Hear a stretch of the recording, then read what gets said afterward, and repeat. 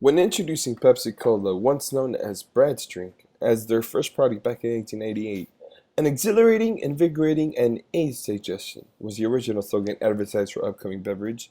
This was how Pepsi Cola branded itself then. By 1910, franchises were spreading in 24 states, selling over 100,000 gallons of syrup per year.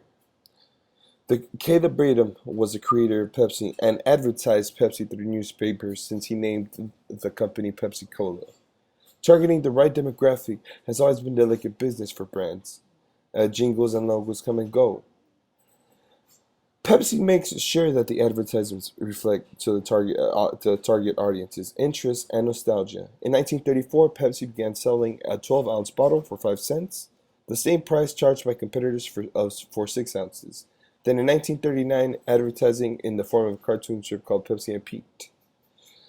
In 1940, brought the first advertising jingle to be broadcasted nationwide, Pepsi's Nickel Nickel, eventually becoming a hit record and translated in 55 languages. Back in the early 1960s, the generation born to GIs returning home from World War II. Oh wow, as Pepsi's corporate history later put it, these youngsters were defined. Conviction that what lay ahead was better than what lay behind. Later on, demographers would call this group the baby boomers. But in 1963, Pepsi didn't know what to call them. It just knew that it wanted them. But it did take off. The demographic was called the Pepsi generation. Beautiful times, the Pepsi generation. And in the year 1975 came up with a revolutionary idea, which was the Pepsi Challenge, a marketing landmark. This ad alone persuaded millions of consumers that Pepsi taste is superior.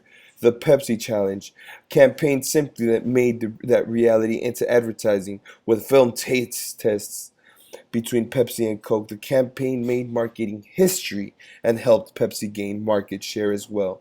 By 1976, it's unprecedented development.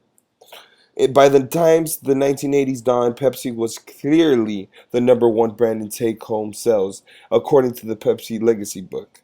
Throughout the 80s, a long list of superstars lent their magic to Pepsi, including pop music icons like Lionel Richie, Tina Turner, David Bowie, Glenn Frey, Madonna, Gloria Estefan, and the well-known Michael Jackson advertisement, and sports greats like Joe Montana and Dan Marino. In 1991, You've Got the Right One, Baby is modified to You've Got the Right One, Baby, uh-huh. The uh-huh girls joined Ray Charles as backup singers and immensely popularized the campaign underway. As well as supermodel Cindy Crawford starring in an award-winning spot that made an introduction to Pepsi's updated logo and package graphics.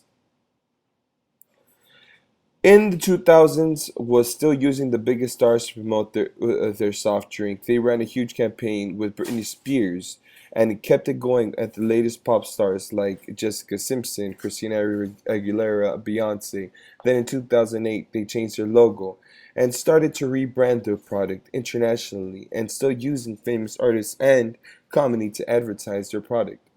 From 2008 until now, PepsiCo has used social media as a huge way of advertising their product and have used social media websites like Twitter, Facebook, and Instagram, using new media as the center base of the way of the rebranding of the product as a more hip product to younger audience.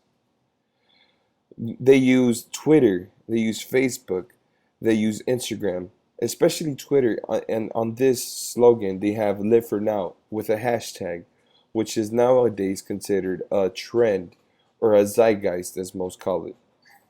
And here we have Beyonce with a new Pepsi slogan.